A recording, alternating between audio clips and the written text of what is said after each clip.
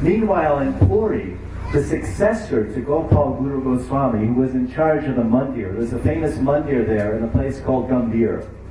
You must have heard of Gambhir. Lord Chaitanya spent 18 years there. And Gambhir, or Gambhira, we say Gambhira, Gambhira or Gambhir, it's Radhakant Mat, very old deity, Radhakant. And the Mahant there, his name was Dhyan Chandra Goswami. Dhyan Chandra Goswami, another great devotee, great Siddha Mahatma. He was facing a lot of problems with the government. The Arisan government, or let's say Puri municipal government, they were trying to take over some deity land, and he was really in distress and really worried. He's facing a lot of problems with the government. He was distressed. Now this Vaishnava came from Vrindavan. He said, oh, Dhyan Chandra, and they embraced, paid obeisances. And why are you so worried?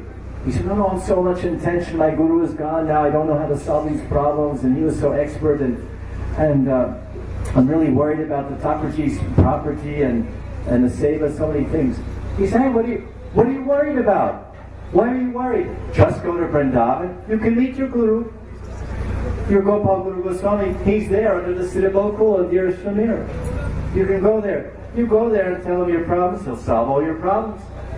He said, what are you saying? He left 2 weeks ago, he's here in the Samadhi. I myself put his body here. No, I saw you go. So he believed in that Satyavachan, he believed in those words of that Brahman, that Guru Bhai. So he left. It took him 1.5 months to walk from Puri to Vrindavan. When he came into Dear Samir Kunj and Vrindavan, underneath the Siddha Gokul tree, he's sitting there with tears going down his eyes, he saw, Gurudev! Gurudev! You're here!